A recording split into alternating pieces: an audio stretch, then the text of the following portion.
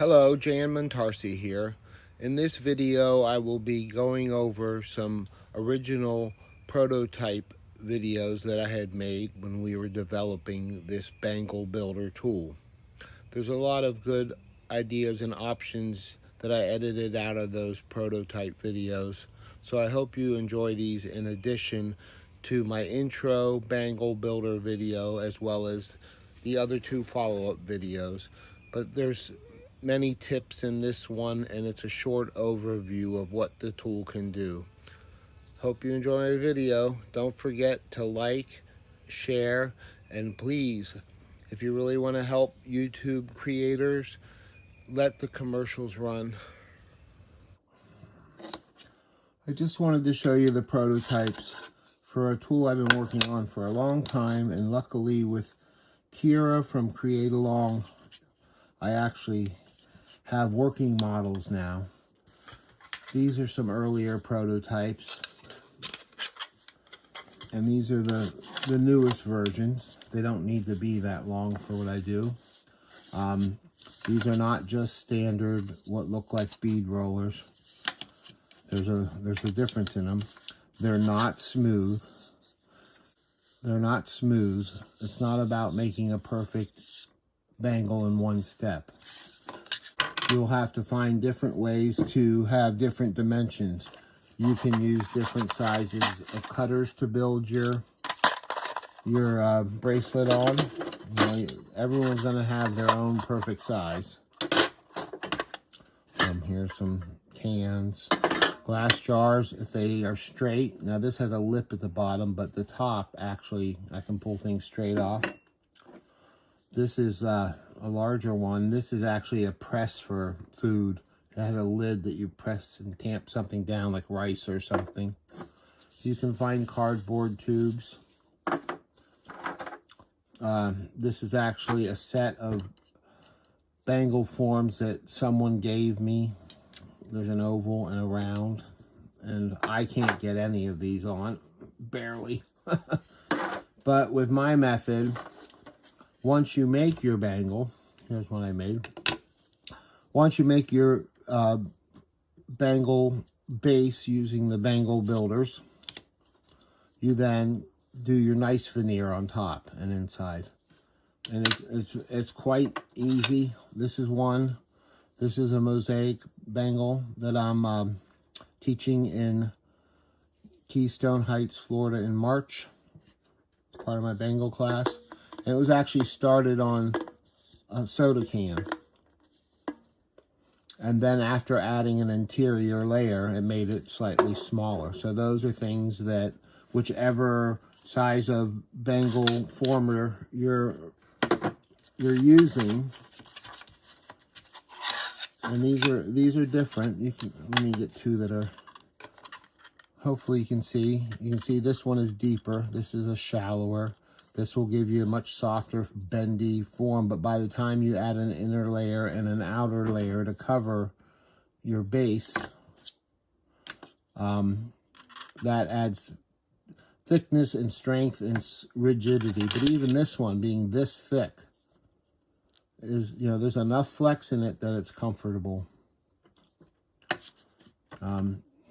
Here's some other versions I'm working on. These are actually cuffs. And you see they basically go all the way around. These have no metal structures inside. They don't need it. They always come back to this shape. Even I can get this on. It can stretch way out. And you can see, you know, it'll stay even with body heat and warming up. Now, by the time I get the layers on this, it'll be even stiffer. And something like that, same with this one. This one's tiny. This is a very tiny one, but I can still get it on. It stays like that on the open side. But I would make this one a little different. These are all these two are prototypes. But something like a tuna can help you when you bake them, or a cutter. You just have to find the right one. You want to keep them closed when you're baking them. But this, is that the one? I probably have a cutter here. That's good. So like that. with every multiple bake, I'll keep it in here, and it will keep it from baking and relaxing open, because that's where it will stay. You want to keep it tight, but it has enough flexibility, and it always comes back to that shape.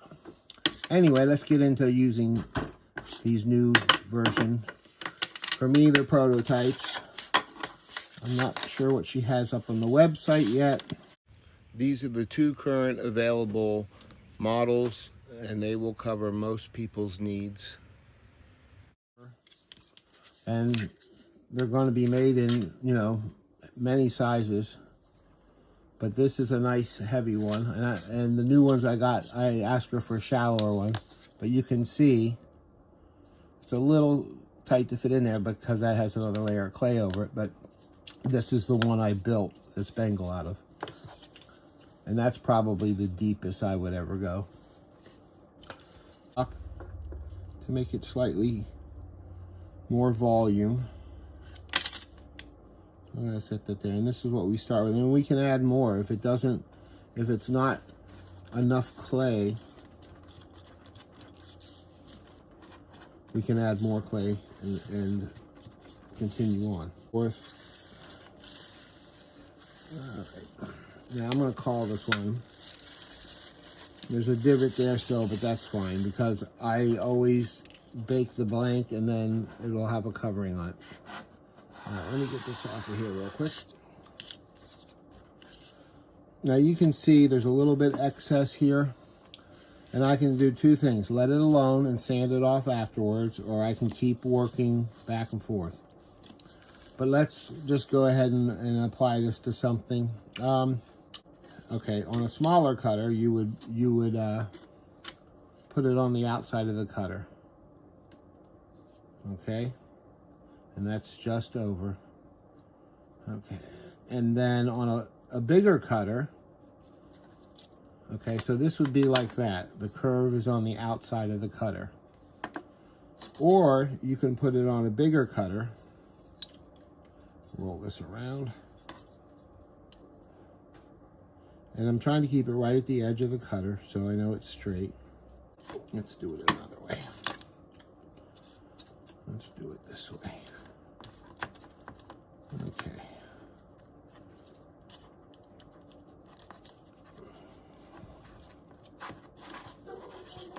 Oh, there goes the dogs. Someone must be walking down the street. Anyway, that's another way you can do it. You can build it inside, and then you will have a flat outside and a curved inside. Anyway, I want to make sure that this is even to the edge. You don't want, unless you want a wavy bangle.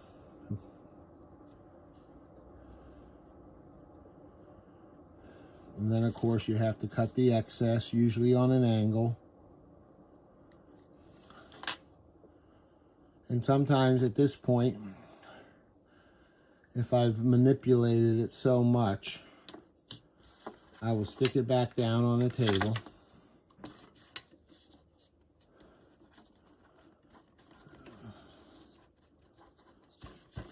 And get it stuck.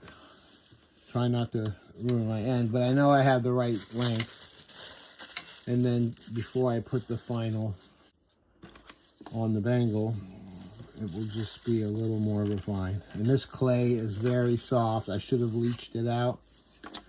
It was in my already prepared clay box, but I guess it wasn't leached enough the last time when I put it away. I leach all my clay, all my Primo clay. This is Primo.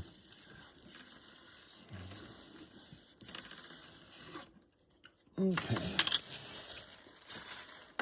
You can see there's still some coming out of there. I'm just going to trim some of that off.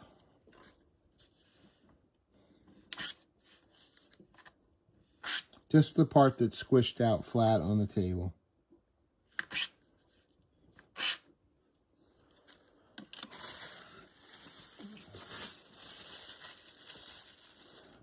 One more time, and then we're going to put it on the bangle.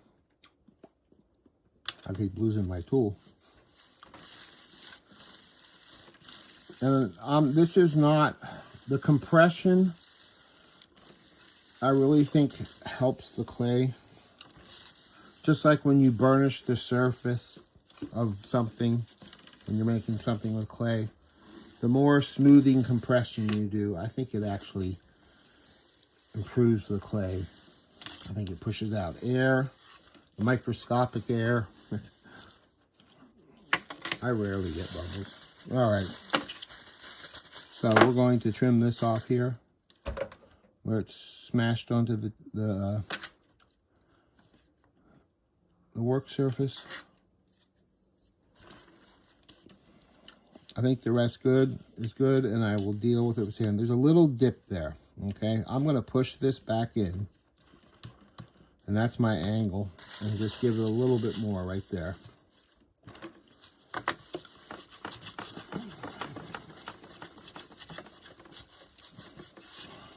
Refine that a little bit more. All right, let's go with this. I want to get onto the other way. Okay, I'm going to put this on the outside of a glass jar. I really want to start with the other end that's already trimmed. And sometimes if you want to, you can put a piece of painter's tape around to get a straight edge to follow. I'm following this edge at the top of the jar. I'm trying not to stretch it. Clay shrinks a little bit in the oven, just a tiny bit. And if you stretch it, it's going to shrink a little bit and it's harder to get off. I bake right on the glass. So I'm going to cut through both of these. Pull out the chunks. Try not to distort. Hope I wasn't off the camera for all that.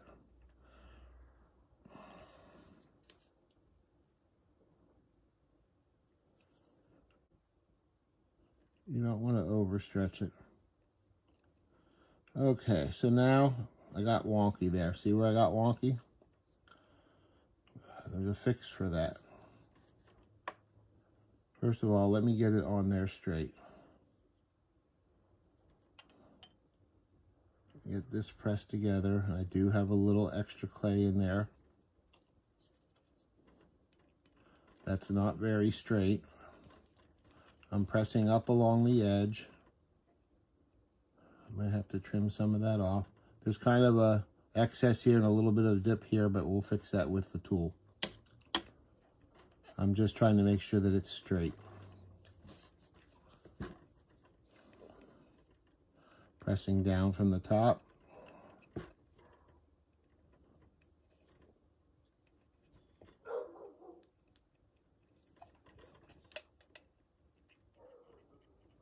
Okay, now I'm going to get a deli plastic.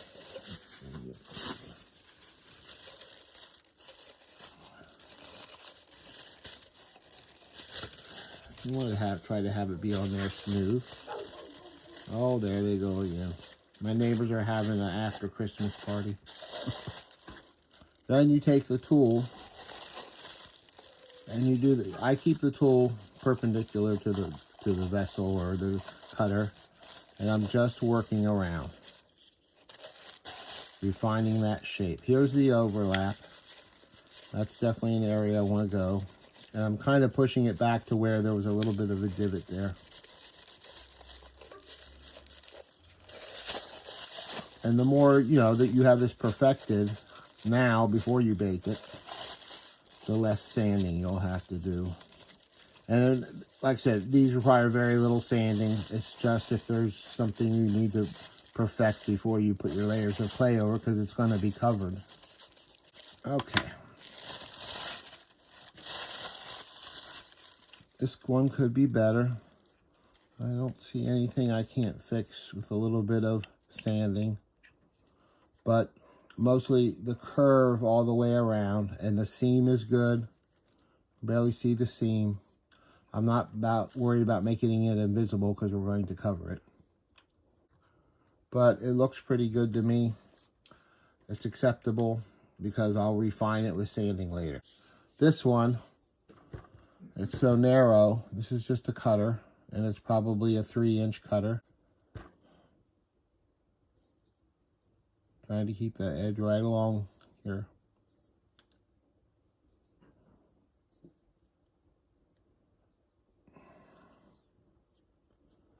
All right, I think this is good.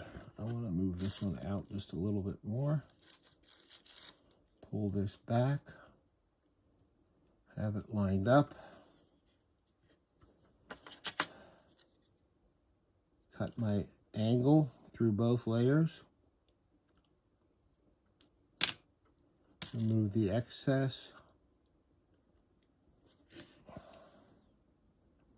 Well, that's too soft. So I'm going to work with this right here and get it pushed back into place, because using that, I'm pushing that up under where the undercut was, and there's a bit of a gap there. Take a little bit of time to make that relatively perfect.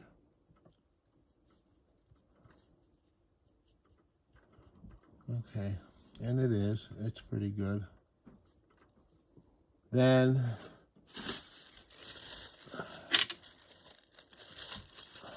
where is it? The seam's right here. Just use your tool and re-burnish it. This part is probably, to me, the best part of this tool. It allows you to reshape on the form.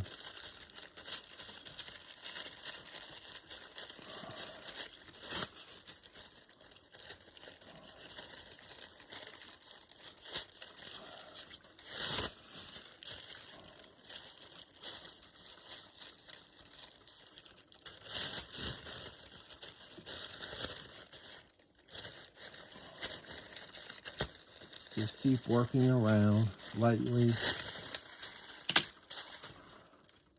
There's the seam.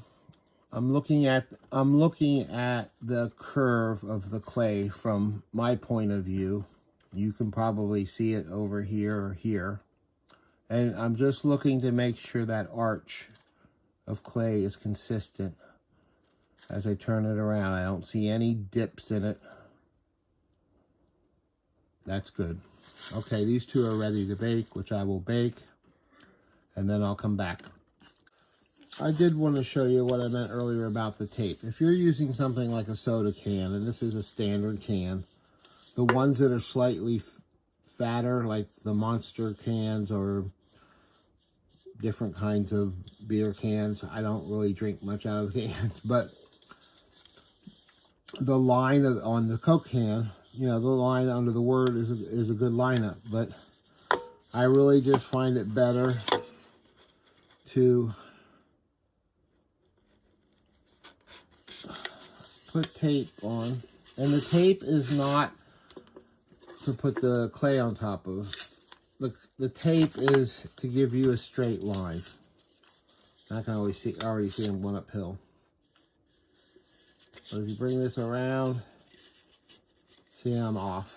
So I want to pull that back off. Sometimes if you start with the middle of the tape, I'm aligning this up under this K so I know it's straight. And go both directions. I started it there, going both directions. Perfect. Okay, now that tape is just so now I have, whether I build it on this side, put the clay on this side when I start to load it on, I have a nice straight edge as a guide, because you really can't work down there or this edge is too soft. So give yourself a straight mark in some way. Just another little tip. Okay, my Bangle blanks are out of the oven. This one's still warm. On the metal, what you want to do is just gently ease it while it's still slightly warm.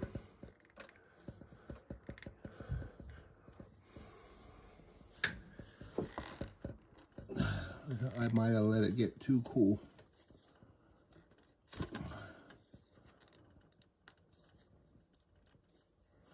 You don't want to mess up the bangle, and you don't want to mess up your thing. I let it get too cool.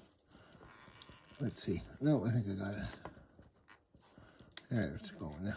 Once you get it moved a little bit, it's like something being stuck to a tile. It will release. Take your time. Coming. Okay, there we go. Now, you see how smooth the inside is. So for our next step on this one, all we're going to need to do is sand minimally. If you watched my earring video, I like these kind of razor blades. You can just scrape any excess sharp, the chaff from there, and probably not even need to sand it. Just show you a little bit up close here.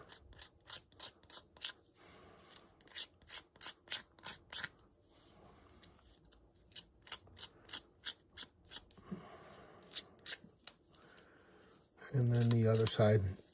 Now, I will sand this a little bit. This is 200 and this is 320, but I usually use 220. And I would be doing this with water. But just a light sanding on both sides. I usually use a bigger piece of sandpaper too, like the full sheet, and I get it wet on my kitchen counter face up and put water on top and just make a big slurry mess, but it's much easier. And the paper sticks to the water, to the counter. All right. I think that's looking good. Get a little water. I don't want to be breathing this thing. Okay, so on the surface, you saw how a little bit of sanding I was. I'm just doing the surface. If there's any lumps or bumps, yeah, I'll get those off. But I'm really just doing it to scratch it up so that when I add liquid clay or poly paste to it, it has a little bit more grab. And on the inside, just swoop it around a few times, get some scratches in there. But now you can see, look how flexible this bracelet is. Now, I would be worried about this seam. It's very good and tight. I go over here better. And it's tight on the inside. I mean, just making one just like this, that could be a break. But by the time you put a layer on the inside and a layer on the outside, you're going to be good. But look how flexible. Nope, I can't get it on. But now that you have this, and you try this on yourself, if I could probably force this, but I'm not going to.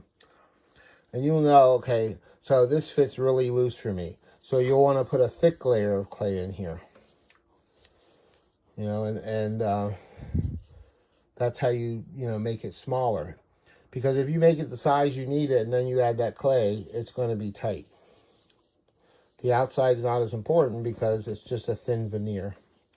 Now, for the glass one, I'm going to try to get this off of here, but probably not. Okay, so with the glass one, after you let it fully cool, because that's where I believe the strength is actually finished. If you move hot clay out of the oven or even warm, let this fully cool. Then take it to the sink and run it under hot tap water. It's already past the point of baking, curing, cooling. So a reheat is not going to weaken the particles. But yeah, so I'm going to have to do that. Thanks again for watching my video. Don't forget to like, share, and subscribe. And be sure to watch the full intro video as well as the two-part videos, part 1 and part 2, which is lining the bracelet in part 1 and covering the exterior with a veneer in part 2. All the links will be in the description.